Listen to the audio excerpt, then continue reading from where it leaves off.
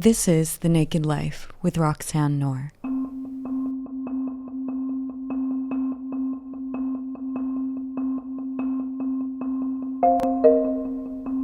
Hello, Eugene. Good afternoon, Roxy.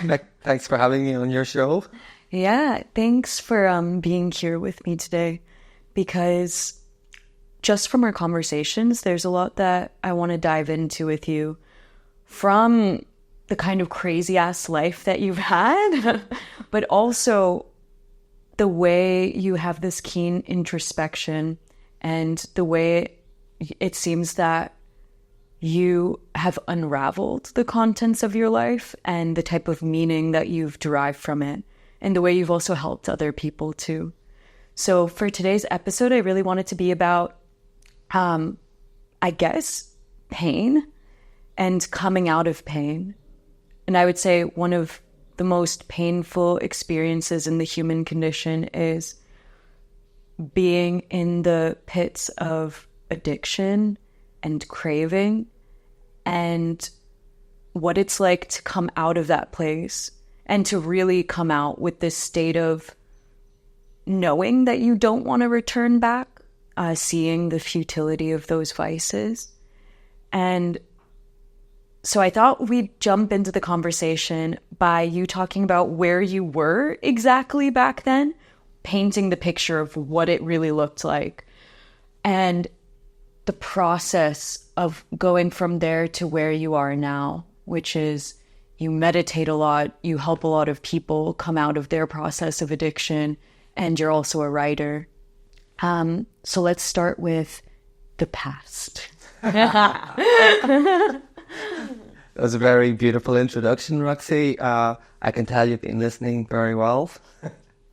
So I guess to start with I will start with the most recent past. I will go back to 2019 and I will take you through the first 6 weeks, or 6 weeks of 2019, where my life was absolutely chaotic. So in a 6-week span, I woke up in a hospital in Shenzhen with a black eye after a crazy night out with several friends. They woke up in the casinos of Macau. You could not write this story. It would be right out of the Hangover movie. They were in Macau, drunk and hungover, lying on floors. I was in a hospital in Shenzhen with a black eye.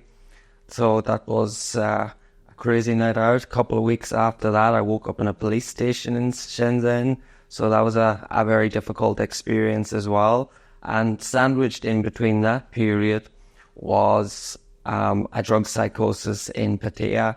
And I have no doubt that that was the most terrifying experience of my life. I had spent about 72 hours in Bangkok in a room by myself, just snorting cocaine, and severe paranoia, absolute severe paranoia. It was hell on earth. And I think within that period, I had like 1 hour sleep, and I went down to meet some friends in Pattaya. And over the course of that night, they all drifted off home, and I drifted into a psychosis, which was an absolute ordeal. I thought that people were chasing me. I thought the police were after me. I know that I was up on roofs, running across roofs. And to this day, I have still got this crashing sensation in my head from falling through roofs somewhere. There was a lot of different images and a lot of stuff going on in the psychosis that to this day, I have no idea what was real and what was not. But how I know that the running across roofs and falling through them is real is that when I did come out of the psychosis a few hours later, I was covered in cuts and bruises. There was blood spewing out of me in different parts of my body. I had cuts. And I was in the back of a taxi and I was speeding towards Bangkok airport. I'd been living in China at the time, and I thought that I was going to turn up at Bangkok airport with this blood flowing out of me and just like jump on a flight to China. And it was in the back of that taxi that I believe I started coming out of the psychosis, because I remember getting my phone out, and how I didn't lose my phone for a start that night was so lucky. I had zip on my trousers. or my shorts, so I didn't lose anything out of my pockets, which was an absolute godsend. But I got my phone out, and I remember texting one of my friends and saying to him, I think I'm fleeing the country. And his advice to me was, well, if you think you're doing it, you're fleeing the country, do it. Probably not the greatest advice in the world, but he probably thought I was joking. But from 10 minutes from the airport, I stopped the taxi and I realized what was going on. He told me you're probably going through a psychosis. And the very fact that I could Google psychosis in that moment reassured me that, okay, I'm coming out of this. I have survived this. But it was absolutely terrifying. The months after that, I was an absolute mess. I stopped drinking a month after that. I stopped gambling because that was a vice as well. But then cocaine re-entered my life about at the start of June 2019. And once it entered my life again, I was in dire straits. I knew that I couldn't go on much longer. I couldn't withstand any more abuse to my body. But it was my mind that was completely unraveling. And it did eventually unravel spectacularly in Pamplona a few weeks later at the last day of June. I believe it was a mental capitulation. I had just arrived into the country on a flight from Hong Kong. My plan was to walk the Camino de Santiago in Spain. Well, that unraveled the moment I got into Barcelona that morning. I picked up 5 grams of cocaine. And I spent several hours in and out of the toilets in Barcelona. And then I got a train to Pamplona. Now, that train journey was 4 hours. It was hell on earth. Absolute hell on earth. The paranoia was, oh my God. It was like, just somebody hitting me with a hammer the whole journey there. I was afraid to move out of my seat. My body was clenched like I was. So tense. It was hell. When I eventually got into my hotel room in Pamplona, I continued taking cocaine. And at one stage during that night, I remember hearing voices downstairs on the street downstairs. I can't remember if there was a balcony in my room or if it was just the window. But I remember when I heard those voices down on the street down below, a voice came to my mind and said to me, how many more hotel rooms in how many more cities are you going to be in before you jump out that window? And with that thought came a life-changing realization, because I knew that right then that I had only 2 choices left in life. I knew that it was either going to be change or suicide. And I knew that if I didn't commit suicide that night, it was going to be in the next week, the next month. It wasn't in the distant future. I knew it was coming, that if I didn't get help. And by the end of that night, within the next couple of hours, I reached out to Hope Rehab in Thailand. I had been researching rehabs previously from 2017, because in an argument with my girlfriend at the time, she said one of the most important things that's ever been said to me in my life. During the argument, she said to me, you need help, you need rehab.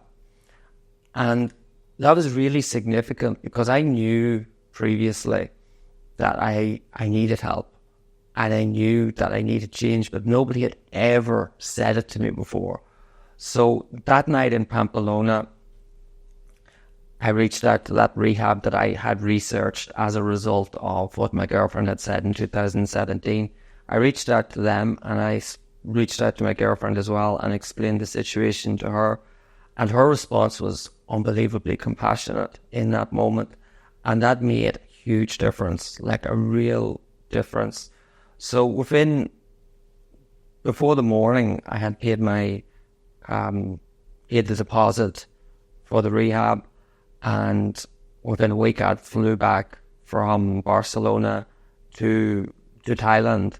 Well, of course, I had one last night on cocaine in Barcelona. Like, that was how I was.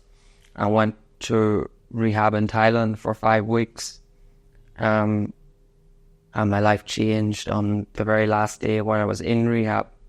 Now, what I've shared with you, that was basically like a 6 to 7 week or 6 to 7 month period of 2019 where everything came to a head. But that was just a small part of 23 years of like when I started drinking, like when I was 16. Drinking, gambling and drugs were the main part of my life in that 23-year period. And like there was crazy incidents over the course of my life. Like I shared with you in 2014, I was kicked out of Iraq in a really wild incident involving alcohol. And they were that desperate for me to be gone. Like they were terrified of me and terrified of what I would do, because I was furious. Like I had went beyond anger. I had went from anger to rage, and I wanted to kill my boss. They paid me $11,000 to leave. Like I was completely in the wrong. I was losing my job, but they were paying me just to get the hell out of the country that day. And that's what anger does to people. Like it's a hell on earth. Like that amount of anger in a person's body, in a person's mind. It certainly made my life unlivable. It certainly made me into a really horrible person. I really hated myself. Like I hated myself, but I hated everybody else around me. I wanted to make everybody else's life as miserable as mine. And that's what I realized in rehab on the last day, that my addiction wasn't to alcohol, drugs, or gambling. My addiction was anger. And that's basically how my life had been ruined because of anger. And that was like from 23 to 30 years of anger. So I think I'll give you enough in that short little section, and your listeners, they'll have a right idea of what they're dealing with. Yeah, exactly. I just feel like there's an importance in really painting out how dire it was on an emotional level, psychological, physical, what it was doing to your work, your relationships, your body. And seeing you now, how healthy you are, how you wake up in the morning and you go jogging, you write, you meditate. It seems to me that based on your story, the change came from this type of divine intervention in a way, which was a profound thought that it was going to be suicide or change. Like there's no way out of it. That process of change, what did it feel like from the inside? Because going from self-hatred, like that extreme self-hatred, to where you are now is such a huge change. What helped you to forgive yourself, to have compassion, and to ultimately love other people too? Good question, and it's going to be a long answer. So I'll talk you through the 5-week period that I was in rehab. Basically, 5 weeks is a very short period in rehab. Like people spend months on end there and go to sober houses, and like it could be years people spend in rehabs. I had 5 weeks, and nothing significant had changed right up until the last day. Nothing. And I was getting angrier and angrier in rehab. Like furious, because I had been expecting a miracle. Like I really had, and nothing had happened. And during the last week, 3 significant things happened that truly changed how truly changed my life. Just, it's on the last Monday, I was in a mindfulness session with Paul Garrigan, and I was very restless, really, really restless. I was worried that I didn't have enough time in rehab, that I hadn't had a miracle, that I'm leaving on Friday, and basically it's going to be more of the same. So it was just such fear. But Paul saw I was really restless, and at the end of the session, he came to me and he said, are you okay? Like, you look restless. And that was significant because I had such pride I would never ask for help. And yeah, I told him I wasn't feeling the best, and he said, okay, we'll talk more in our mindfulness session on the Wednesday, in a one-on-one session, which was fine. And we had a wonderful chat during that session, and he made me see things in a new light, or I saw things in a new light, maybe because of a few things he said. The next day, I had my last psychotherapy session with my counsellor, Joel Lewin. Now, up to that point, I detested the man. I hated the very sight of him. But it wasn't the sight of him on a personal level. I hated what he represented. I detested authority. Authority figures were my number one enemy. So I went through my life wanting to break them down, wanting to hurt them, wanting to cause them harm, because I saw it was adults that had caused harm to me in my life. So in the last session with Joel, I made up my mind that I was going to get some sort of reaction out of him. He was like the Iceman. And Joel let me talk and talk and talk and talk during the sessions. An excellent psychotherapist. But my default setting was arguing. And I detested him for not arguing with me. And what he basically had done, upon reflection, he let me hang my own thoughts. You know, I realized just how bizarre some of my thinking was. But because I couldn't get a reaction out of him, I walked into that last session and I said, I'm going to fucking break you. In my head, this is a fight. I will break you. And I attacked him at the start of the session verbally. And I had saw one area where I could get at him. I looked like, it was like, you know, researching your enemy. And I went at him, I attacked him in this one area where I thought he was vulnerable. And it was significant because in that moment, I saw his eyes water a little bit. He reached for his water bottle and he took a long sip out of that water bottle. And in that moment, in my mind, I was ecstatic. I said to myself, now I've got you, you bastard. And I was so happy. I knew my words had caused him harm, had hurt him. Well, what was that? It was but a fleeting moment. And what had I achieved? Absolutely nothing. And over the course of that night, it was a long night. And I remember standing in front of the mirror, replaying this moment in my head over and over again. And I realized the absolute folly of my life. And it was all represented in that small little thing. I hadn't saw my therapist, Joel, as a human being to that point. I had completely dehumanized him from the very first second I met him. I remember the moment I met him. I was standing in the rehab and this person came up behind me and introduced himself. I'm Joel, I'm your therapist. The very second I saw him, in my head was like, who the fuck are you? And I was like, you're not good enough. You're too young. You're too experienced. My therapy's going to fail. I hated him from the second I saw him. And that night, as I was standing in the mirror looking at myself, I realized how I had dehumanized him, and I realized how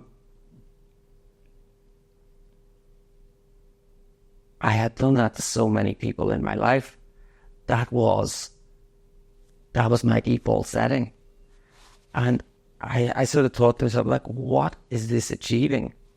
Absolutely zero.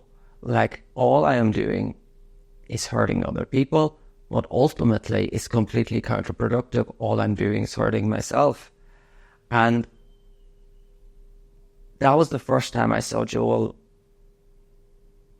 as a person. I had compassion for him that night. I was like, oh my God, like he's a recovering addict himself. What if this has really hurt him? What, like, if he relapses? What if? All of these thoughts came into my mind, and I suddenly felt compassion for the man for the very first time. And this was very, very significant. I call it the Holy Trinity, first with Paul, then with Joel. And then the very last morning in the rehab, it's customary for a leaving client to stand up and talk to the group, address the group. And a man with love of his own voice, of course, as you are learning, Roxy. I stood up and I spoke for about between 10 and 15 minutes. And what is significant about that is I had nothing planned of what I was going to say, nothing whatsoever. And I spoke about a few different topics. I spoke about the two things that I knew that I would need if I was going to stay sober. And I shared this with the clients. I said, this is what you're going to need as well, I believe. And the two things were belief and determination. And what I had noticed in the rehab with many of the people in addiction was there were several different types of clients. There were some that had belief but had no determination. There were some who were determined but had no belief. It was very rare, in my opinion, that I saw that there was clients that had both of those qualities. So I had made up my mind. I believed I could do it. I absolutely believed it. And I was determined. I was really, really determined. I knew that I wasn't going to be beat on effort. Like, I knew that. I would throw myself into it 100%. I shared that with the clients. But then I talked to them about forgiveness. Now, I had realized, or I'd been listening to a lot of the clients, and what I heard more often than not, the one phrase from clients was, I don't know how I'll ever be able to forgive myself for what I have done. That kept coming up again and again and again. Now, I spoke about forgiveness and the vital importance of forgiving yourself as part of the process. Because, like with anything in life, if you are unable to forgive yourself, what chance have you of forgiving anybody else that you believe has caused you trouble? And with a lot of the clients in the rehab, they had went through a lot of trauma upon trauma upon trauma. And, you know, we're talking about, you know, from child abuse, rape, people, heroin overdoses of partners, etc., etc. Like there was so much trauma in those sessions. So people had a lot of other people to forgive. And I talked about self-forgiveness as the most important, vital first step. And that speech that I give, or eulogy maybe, Roxy, as you like to call it, that speech that I gave was really interesting in that when I think back on that moment, I can't see people's faces. What I believe in myself was I was talking to my soul. I wasn't really talking to the other people there. I was breathing life into my soul. That is absolutely what I 100% believe. I was giving that message to myself, and that message was delivered loud and clear. And I clung on to that. And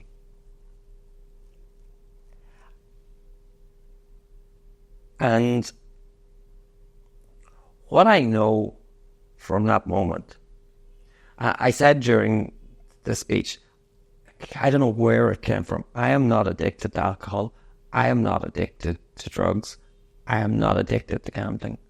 What I am addicted to are the emotions that drive that behavior. I am addicted to anger. I am addicted to hatred. I am addicted to self-loathing and all these negative emotions. And that was a profound insight, because I realized that if I can manage my emotions in a more constructive manner rather than the previous destructive nature of them, then I have no need for any of these other substances, but they are but symbols of the malady. And with that, I guess it was a liberation. It was always about emotions. And when I finished speaking, the group, they all addressed me and they give little pieces of advice.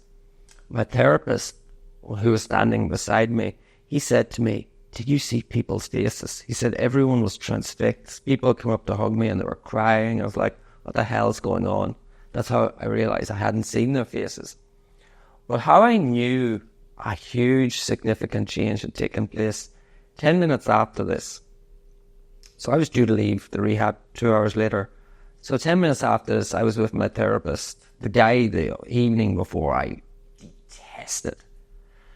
And we were in a room, he was setting up the room, and he said to me, "How do you feel?" And I give him the default answer, "I feel fine, okay." I walked 200 yards across the garden, and suddenly I stopped dead on the spot. And for some reason, I turned around and I went back into that room to him, and I said, "Actually, I feel good." And that was really significant. I knew in that moment that something major had happened, that there had been a shift for sure. There had been a shift. Call it what you want. Call it a spiritual experience, a divine intervention, a shift, whatever you want, a miracle. I know something changed that morning. Something significant. And the fact that I wanted to go and share it with him, that was also a transformation in my character, but also it signified the huge change in our relationship. Now the both of us are really friendly, like we have an excellent relationship. But that was like the thawing of the ice, that moment. So, and he asked me, when I was 1 year after I left rehab, Joel texted me and asked me, "What is the single most important thing that you have learned in your first year of recovery?" And I thought about it for a while, and the answer was simple: the power and value of forgiveness. The single most important thing. Because I knew that I would never be able to make any meaningful progress in my life unless I forgive myself and forgive those who I perceive to have hurt me in the past, to have set me basically from childhood. Therapist for the 4 or 5 months after I left rehab, and we worked through all that, the baggage, all these different traumatic experiences, and in the end, we cleared away the backlog of excrement in several months, and it was so simple. In the end, it was simple. The forgiveness in the end for me was easy. like, I don't want to sound blasé about it, but it was, like, but unfortunately, like, it took 30 years to get to that point. Like, yeah, something like 30 years to get to that point. But in the end, it was just cleared away. So I let that go.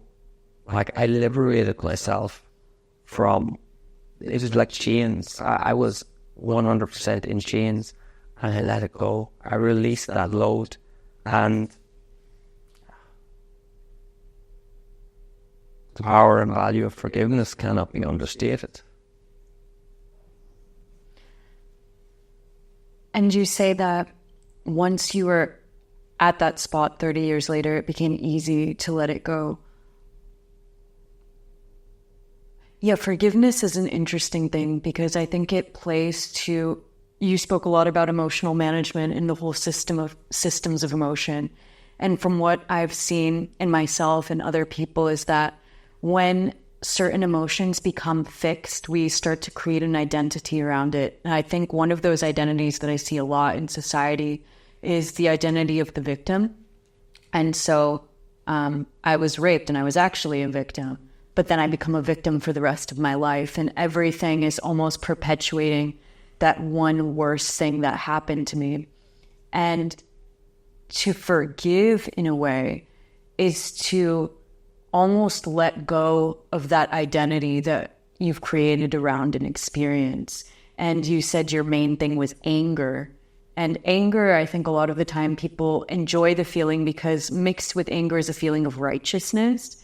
It's a feeling of change as a catalyst. It gives you that fuel that allows you to assert yourself. And even with the whole thing of feeling victimized, it in a way makes you superior to the other person because that's also a feeling of righteousness that you were wronged and you were right.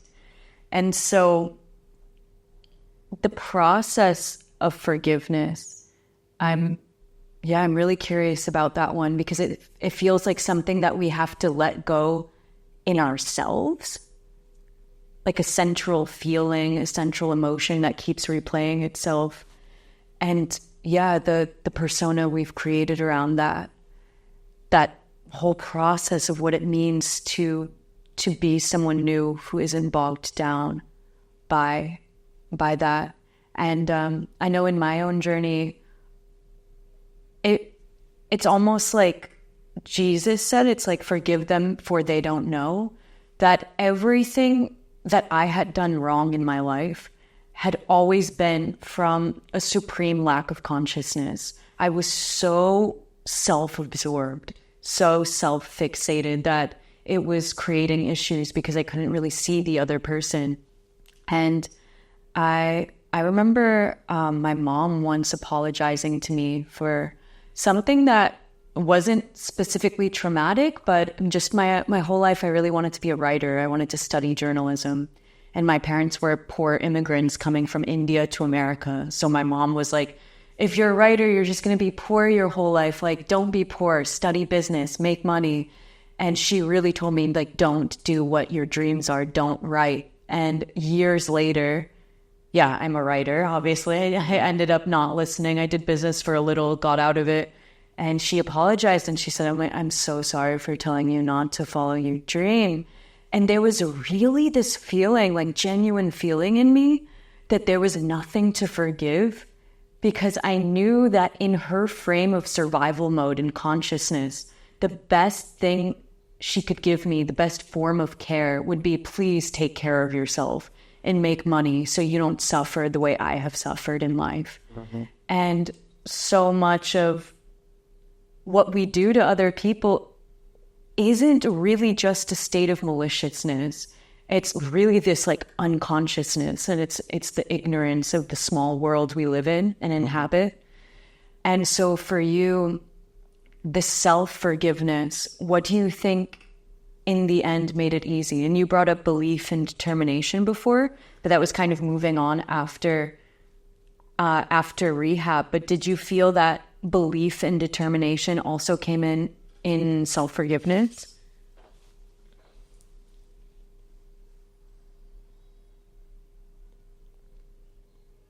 Perhaps there was also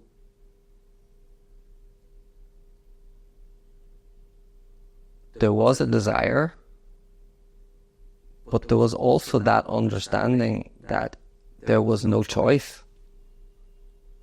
There was absolutely no choice, because if I just go back to a few months previous to that, I was in that situation where it was suicide or change. So in my mind, I knew that this was a non-negotiable step.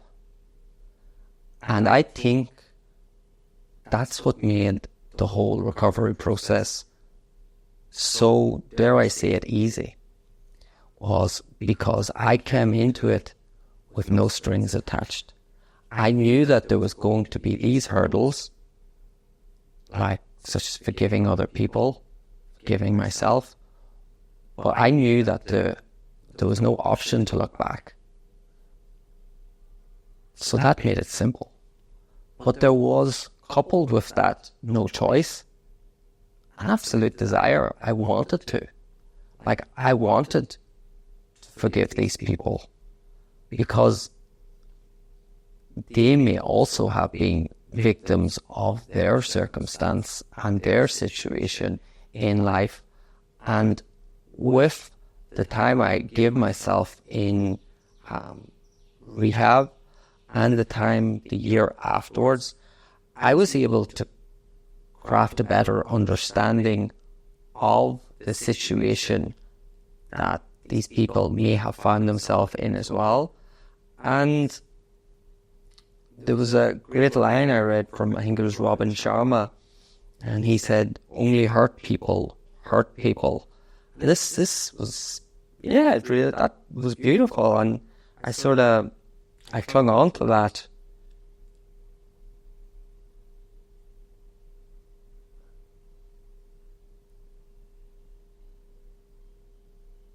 So yeah, I think that might have answered your question.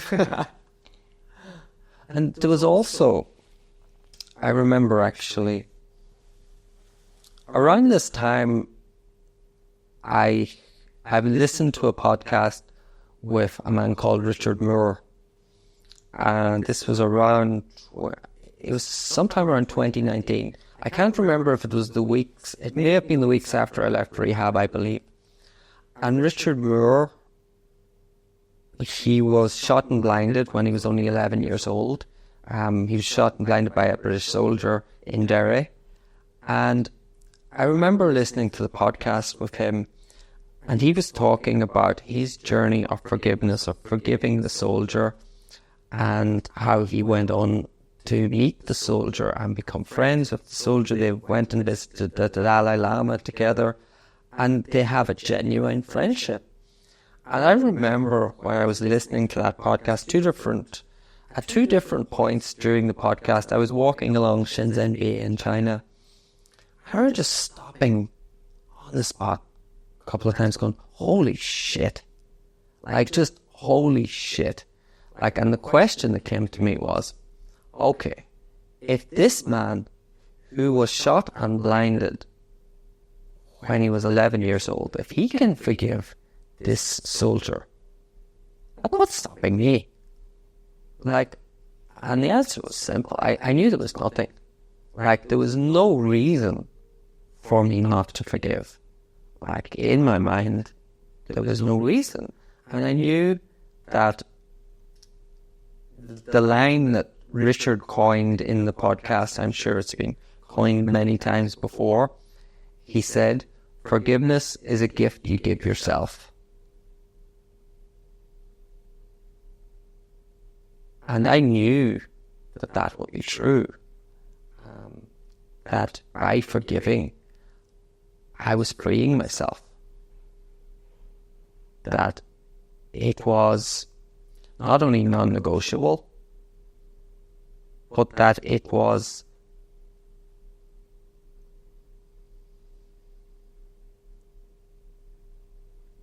deeply beneficial to myself. That it would bring joy. And thus it did. So, yeah. Yeah, I'm also really curious about your time after rehab, and the way spirituality and Buddhism actually comes in and plays into all of this. So basically you were in Thailand and you stayed in a temple and you learned from, you had two primary teachers, two monks.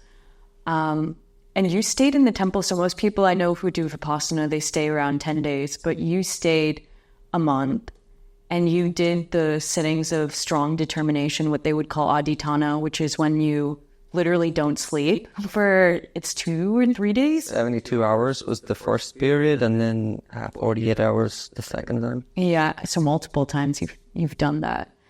And I think what Vipassana brings up a lot, probably more than anything else, at least for me, is it makes me very aware of pain and what brings mental pain a lot of the time, which then manifests physically, is the craving and the aversion. And craving, I think you're very familiar with from your prior life, and I think we're all actually slaves of our cravings and our aversions, and how it really creates pain. I want to quote something from your book, actually. I really liked what you said. It refers to your time actually in Vipassana and some of those sparks of wisdom that came out of it. This is about what your teacher told you. Pain, he told me, was ever-changing, constantly moving, never permanent. He challenged me to uncover the true nature of the pain. I didn't bother mentioning physical pain to him again. Then it continues later. The physical pain was nothing compared to the mental torture endured. Observing the severe delusions of the mind up close for such an extended period is both terrifying and fascinating, a real eye-opener. At times, I felt that my mind was launching a savage attack on me, akin to having a broken record in my head playing the same horror movie repeatedly.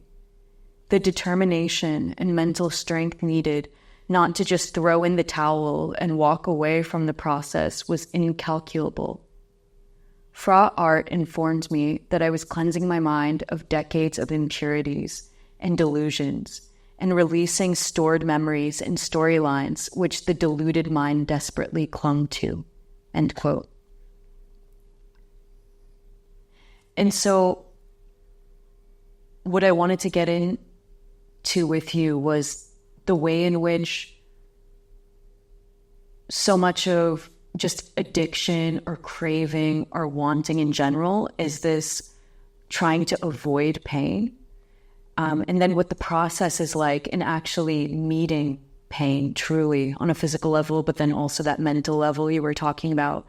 And I think the fastest way that we can all get there in truly meeting pain, what I feel from my own story as well, is what Vipassana gives, which is solitude and stillness. The fact that you don't have anything that you can run to as a vice. There's no phone, there's no television, there's zero distraction, you're silent, you're not talking to anyone. And so this feeling of truly being alone with your thoughts, with your pain, with the mental aggravations, with what you said, I thought it was really funny of this, like, the horror movie of your mind just replaying the same things, and you realize the mind just stores everything from like 15 years ago to like a week ago that you were on Instagram, whatever it is. It's just all, it's a storehouse and it's all there.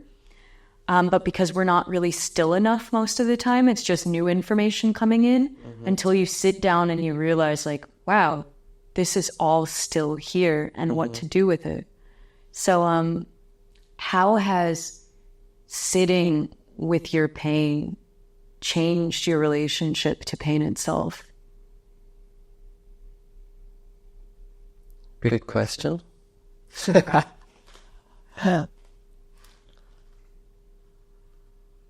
So, I'm not quite sure how to answer it, so I will ramble along for a while, and I'm sure something may come out.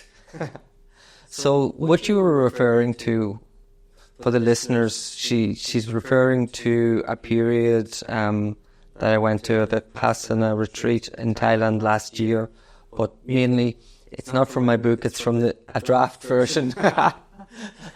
Hopefully one day that will be out there. Roxy, you can be my editor. Yeah, I would love to. I actually really enjoyed the epilogue. Oh, really? Yeah, you write beautifully. Thank you very much. So that period in the temple, that was only last year. The two biggest things that for me came out of rehab was meditation. I developed a daily meditation practice after rehab. So my day starts with 1 hour meditation. That's like the last 5 years. And middle of the day, at night time if I can.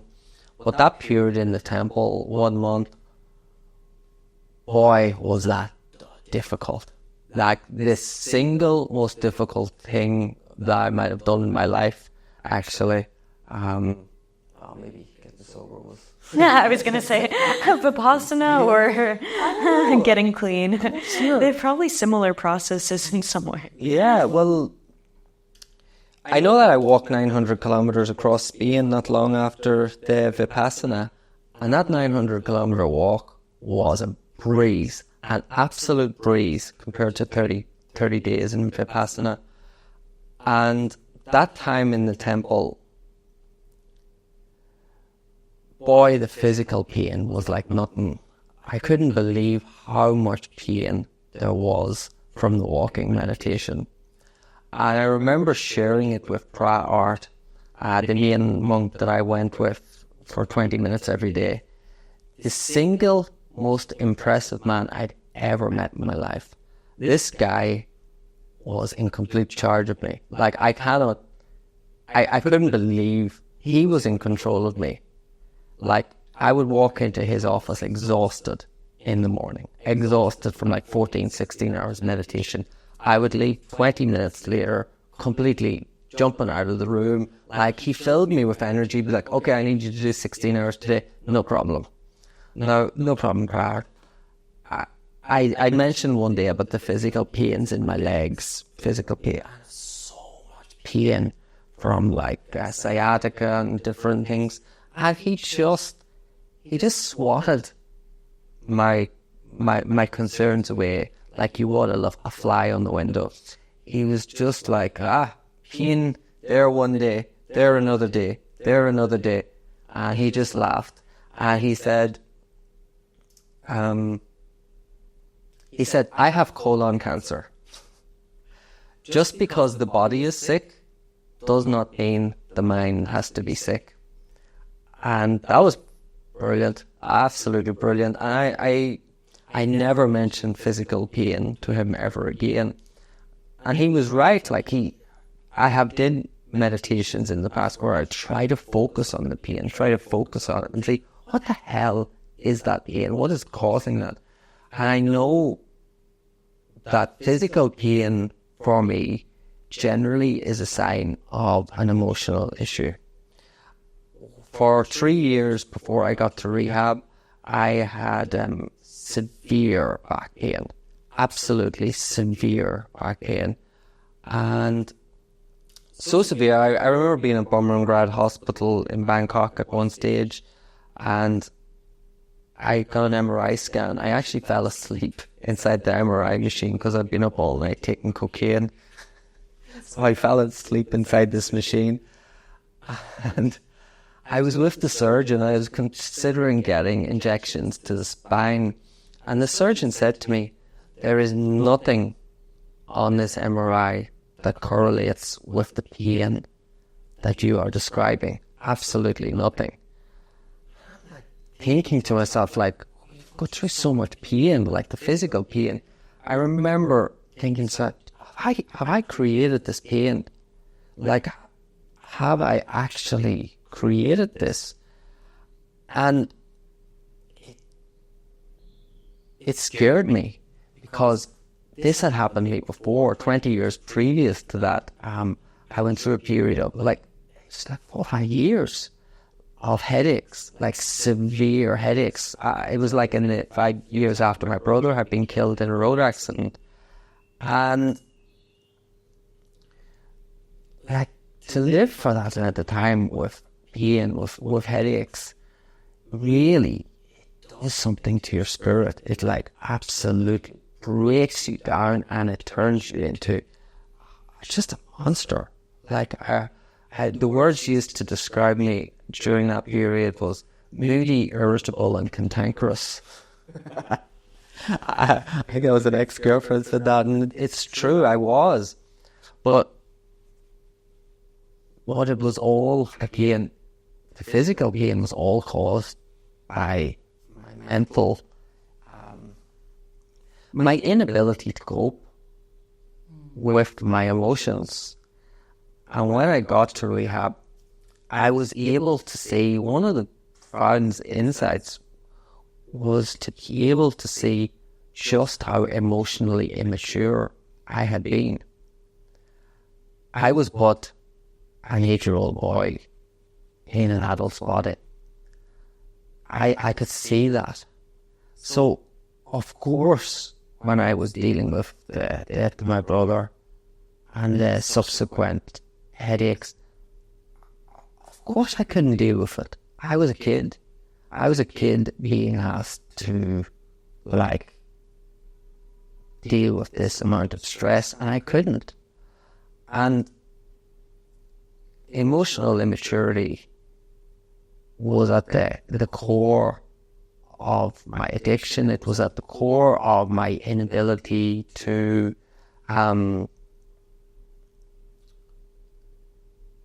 maintain a healthy relationship with anybody, with any of my ex-girlfriends, and there were a few.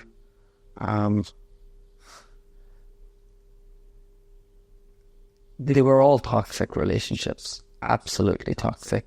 And of course they're going to be. Like when I was not emotionally mature, how can I have a relationship with an adult?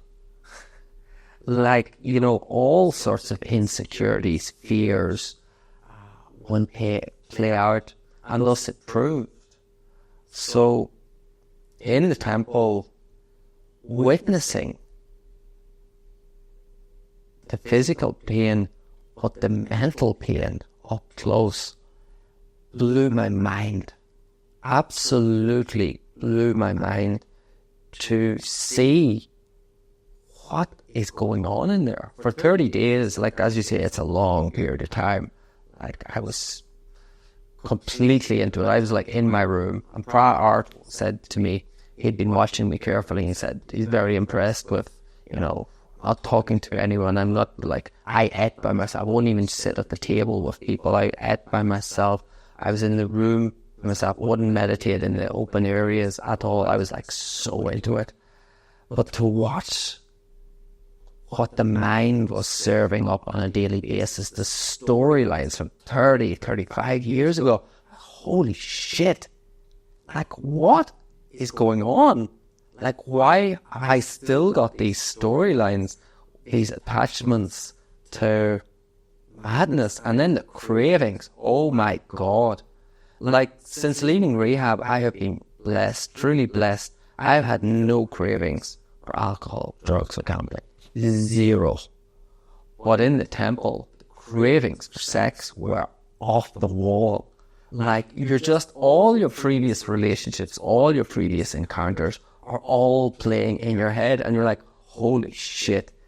And you're like, then you're adhering to the precepts, you're not allowed to kill mosquitoes or cockroaches, and then there's the sexual misconduct precept. Like, holy crap, adhering to that was quite difficult, but I did.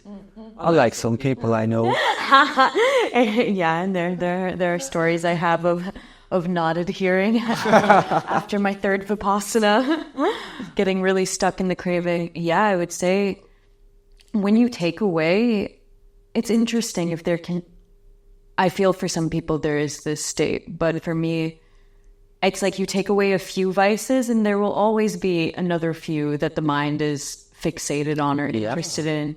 And sex is something where, because all of the senses are so stimulated, it's just such an easy one to cling to. And also the fact of being in a temple and feeling so alone. For me, what sex represents is connection.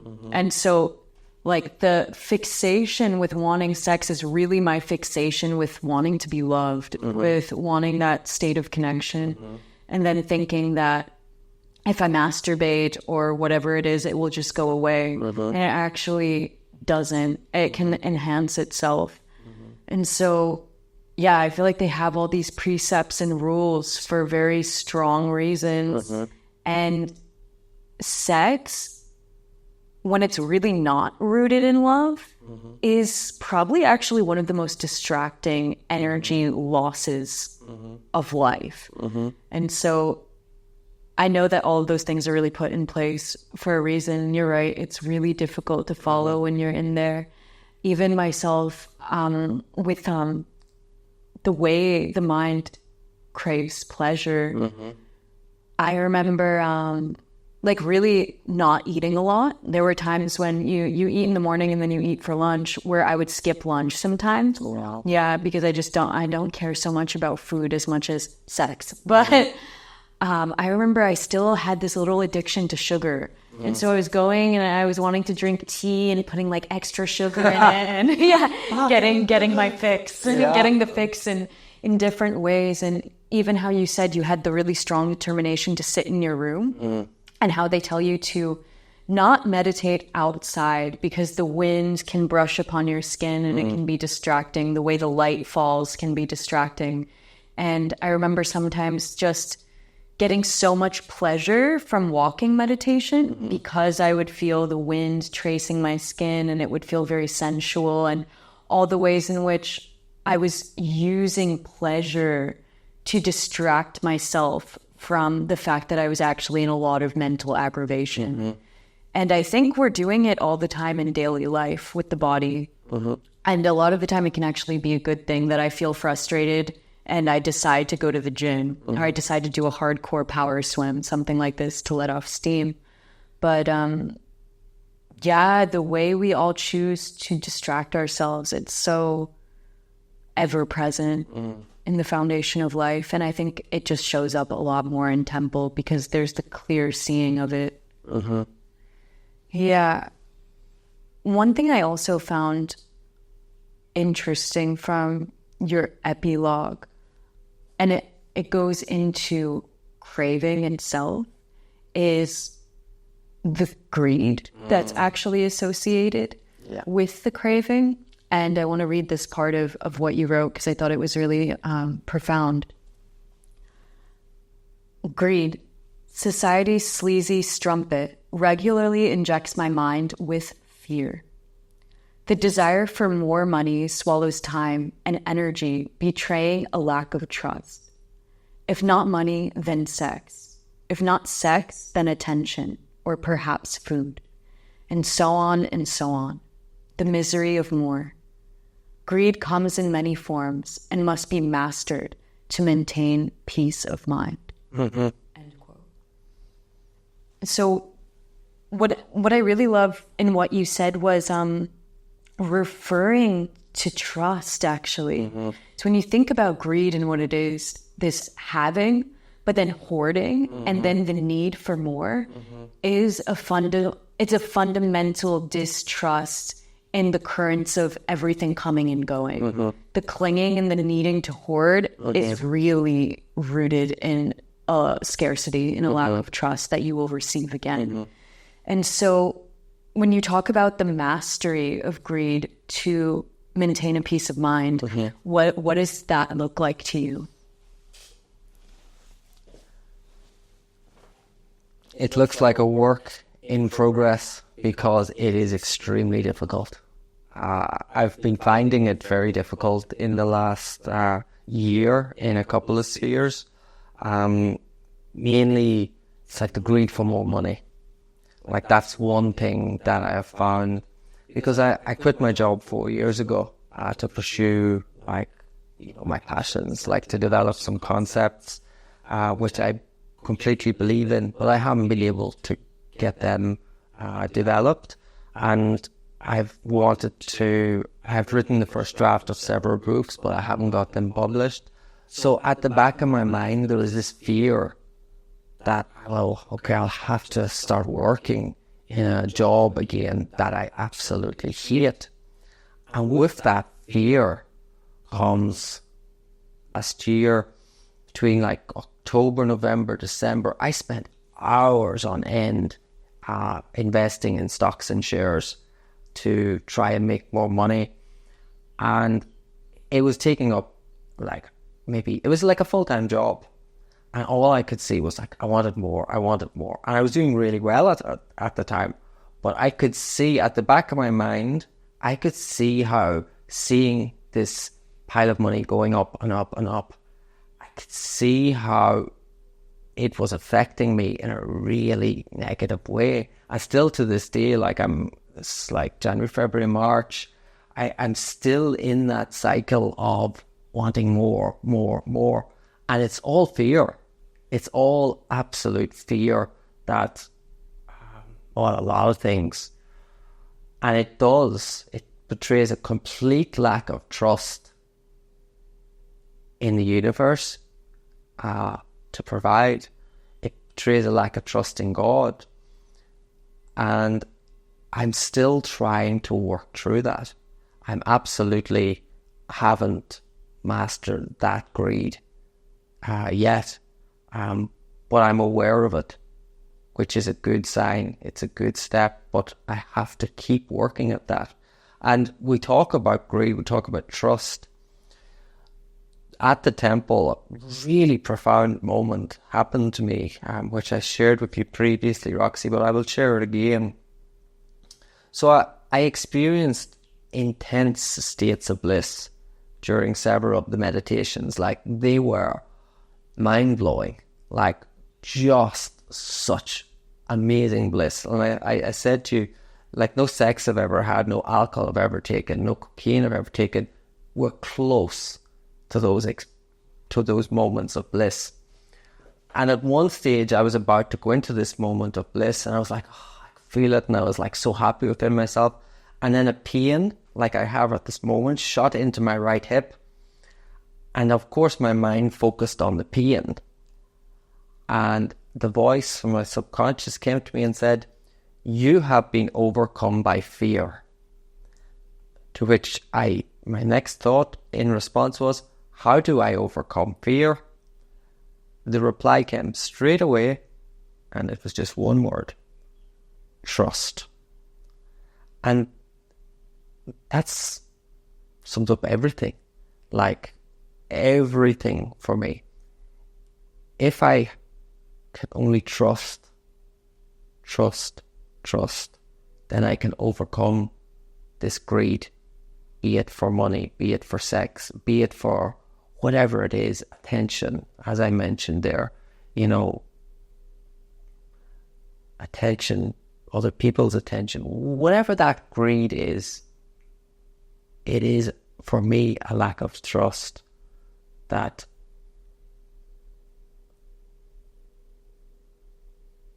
I guess a lack of trust in God. I guess ultimately that's what it is. Because what do I value the most? Since rehab, I value my faith, like my faith in God. That's what I value. But my actions speak otherwise, because the greed betrays, it doesn't weigh up. If I do have this trust, then the greed should be like a lot less. So I am human, and I am, like everybody else, flawed. I'm a work in progress, and I have to keep progressing. And recently during a meditation, I've had like cravings for sex recently, and cravings for companionship, and like, be that maybe a lack of maybe loneliness, as I spoke of. And again, it's a lack of trust, like I'm trying to force issues rather than letting them happen. Faith and trust seem to go hand in hand. Mm-hmm. And it has to do with knowing also the nature of what they speak about in Vipassana, which is like a Nietzsche, everything's changing. Mm-hmm. And so you're in a state in which a need isn't getting met, which is a pretty basic human need. Mm-hmm. Sex equals mm-hmm. connection equals mm-hmm. love. And you're not getting that right now, but there's still this faith that life provides. Mm-hmm. And even still, while you're not getting what you think you need in that moment, you're getting mm-hmm. something else that mm-hmm. you need. Mm-hmm. A lesson. Yeah, a lesson, a way of being that's less needy, mm-hmm. maybe. Especially when you really think you want something. Mm-hmm. Like really, you want it, and life is just so not giving it to you. And you force the issue. Yeah, and then it makes it so much worse. Mm. And I feel like faith is this kind of acceptance in what is, because you know that life takes care of life. Mm-hmm. And that's a super difficult one when you're in the pits of not getting what you want. Well, and I think there's a humility and there's a grace and there's a flexibility that life wants us to have. Mm-hmm. And learning that not getting what we think we want is a lot of the time a beautiful thing. Mm-hmm. And you kept resorting back to like the ultimate trust is this trust in God, which is basically mm-hmm. the trust that there is some type of intelligence larger than what we can comprehend right now. Mm-hmm. And from what I've seen in life and the really like everyday miracles of the small things is that life is very benevolent. Like the heart of life is generally good. And if there's like that strong rooting in that and that perception of goodness within ourselves, with also simultaneously seeing all the defilements, all the craving, all the greed, all the hunger that we have, but continuing to refine those things, there, I think, can be a form of peace. And in my experiences during Vipassana, it's really been meeting those darker edges of, oh my God, I cannot believe all the shit that lives in this mind. Yeah. I cannot believe all the shit I have done in this life, all the ways I've been so out of whack. And then coming back to what you said in the beginning, the forgiveness to self, to others, and then later on learning and the refinement of the qualities that we want to harness most in ourselves. And it's like you said, everything is just this progress, and it's all just kind of making better mistakes. Like each mistake becomes like, in a way, kind of more enjoyable. Like now I feel like I can really laugh at myself way more than I used to. Like everything used to be very serious and hard and oh God. And now there's more of this like kind of lightness. And I think that lightness of being comes when we see that we're gradually readjusting and that life is looking more up the way we are. Yeah, the way we are focused and direction, the way direction moves, which is always kind of forward. Yeah. When we're talking about mistakes, actually, I remember where I was going with that. It's recently, during a meditation, I realized that I'd been making the same mistakes in the last few weeks that I made last year. I remember during a meditation recently, I just asked God, how many times am I going to continue making the same mistakes? And I just laughed. The answer came back straight away. In my thought, it was as many as it takes. It's like, okay, brilliant. So there might be a few more repeated, it sounds like. But just in the month before I went to the Vipassana last year in Thailand, I was Wat Tong. I guess it was around this time last year, and the 3 months prior to that was probably the most unsettled period that I had since I came out of rehab, like for 4 years previously. And I can't quite put my finger on why I was so unsettled during that period. Perhaps loneliness, perhaps self-doubt. There was a lot of things coming into it. So a lot of cravings around that time. And I remember during a meditation, just putting the question out there, asking God to please take these cravings away from me. And the response came, do you really mean that? Do you think you are ready? And that was pretty profound for me. I remember sharing it with the monk at the temple, and he found that very interesting as well. And do I really mean that? Would I want physical cravings to be taken away from me? Sure.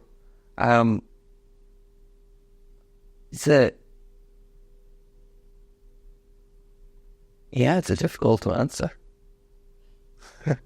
Yeah, I feel like we have these attachments to certain things, or these cravings for certain things, because I don't think the nature of all desire actually equates always to suffering. Mm-hmm. Yeah, I feel like it's whether we're in touch with actually something true, or it's something superficial that the world has said we need and we really don't.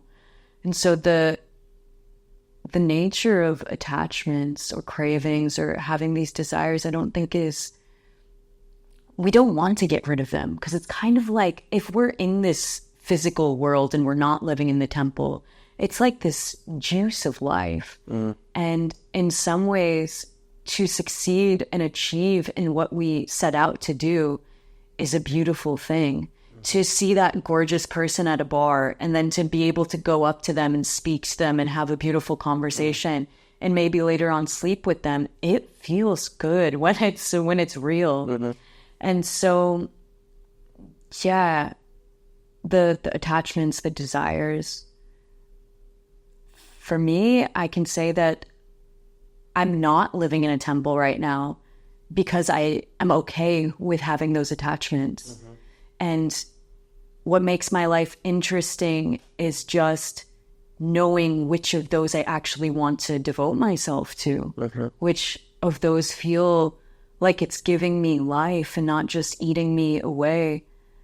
And there's sometimes where it's just like an argument with reality, like I desire this, and then world is telling you no, and that's painful, that type of craving.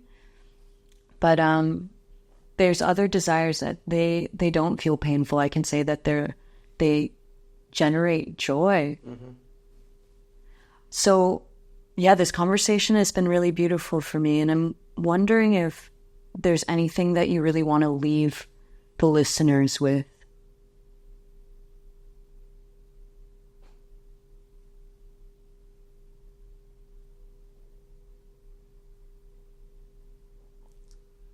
Two things. One is referring back to what we were talking about just a few minutes ago. I shared a wonderful video with you the other day. It's Alan Watts reading a piece from Carl Jung, and he talked about making peace with that darkness within yourself. And I find that really, really profound.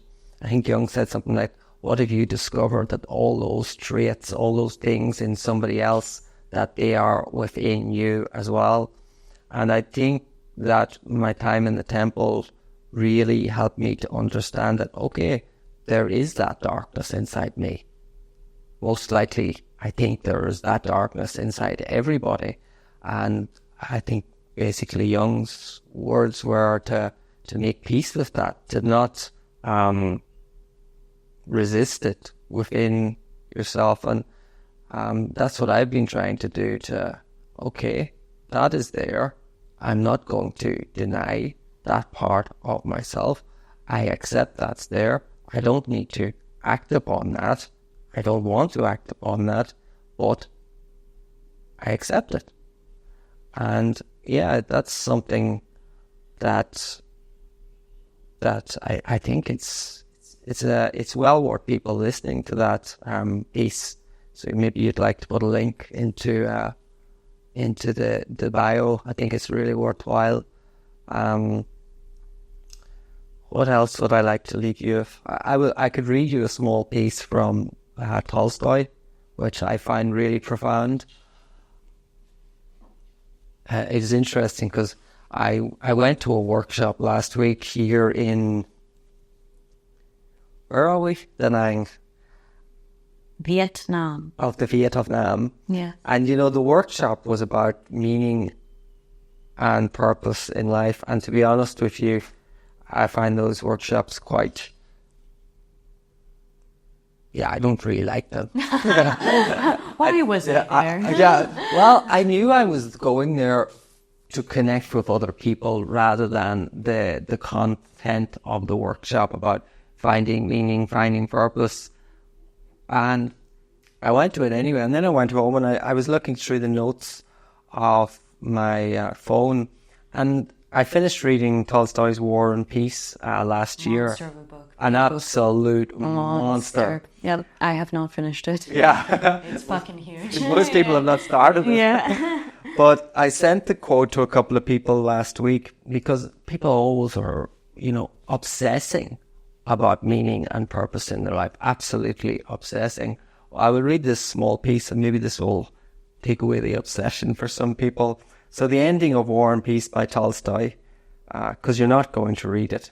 No, maybe one day. Okay, continue. So the ending is, and by old habit, he asked himself the question, well, and what then? What am I going to do? And he immediately gave himself the answer, well, I shall live.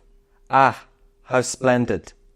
The very question that had formerly tormented him, the thing he had continually sought to find, the aim of life, no longer existed for him now. That search for the aim of life had not merely disappeared temporarily, he felt that it no longer existed for him and could not present itself again. And this very absence of an aim gave him the complete, joyous sense of freedom which constituted his happiness at the time. He could not see an aim, for he now had faith. Not faith in any kind of rule or words or ideas, but faith in an ever-living, ever-manifest God. Formerly he had sought himself in aims he set himself. That search for an aim had been simply a search for God. And suddenly in his captivity he had learnt, not by words or reasoning, but by direct feeling, what his nurse had told him long ago, that God is here and everywhere. In his captivity, he had learned that in karate, God was greater, more infinite, and unfathomable than in the architect of the universe the Freemasons acknowledged.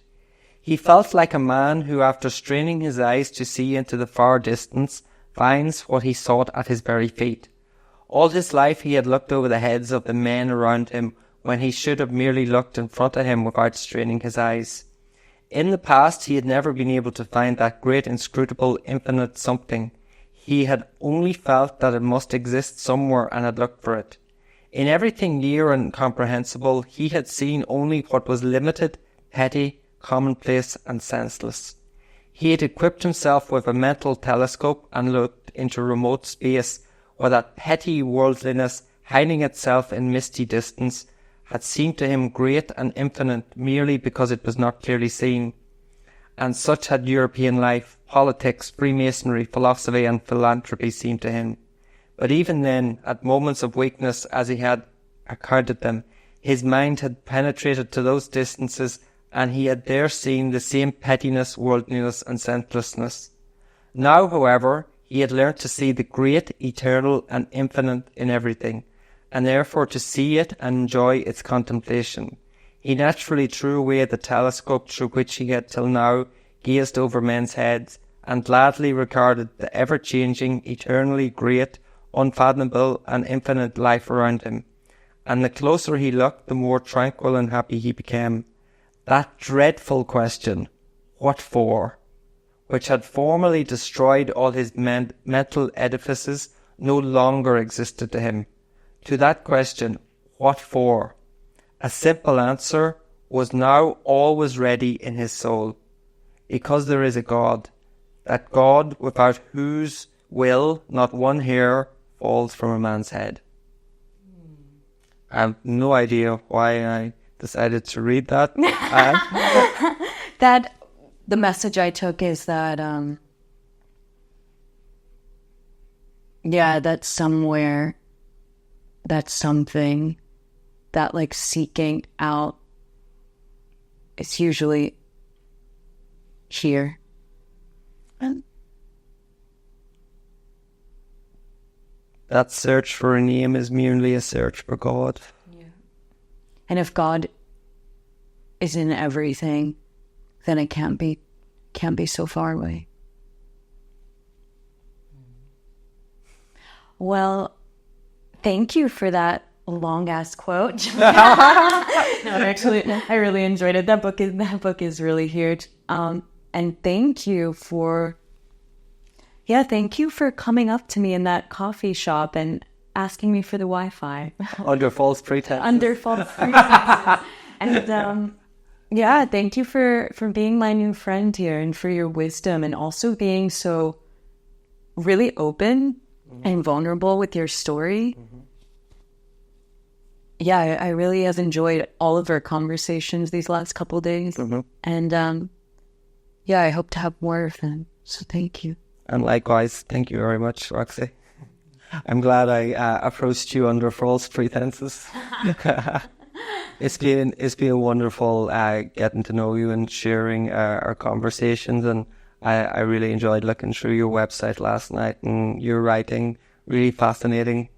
So I encourage other people as well to take a look through your work. I love the wild creative spirit that is clearly within you as well. So thank you. Keep believing. Trust. Yeah, it's all about trust.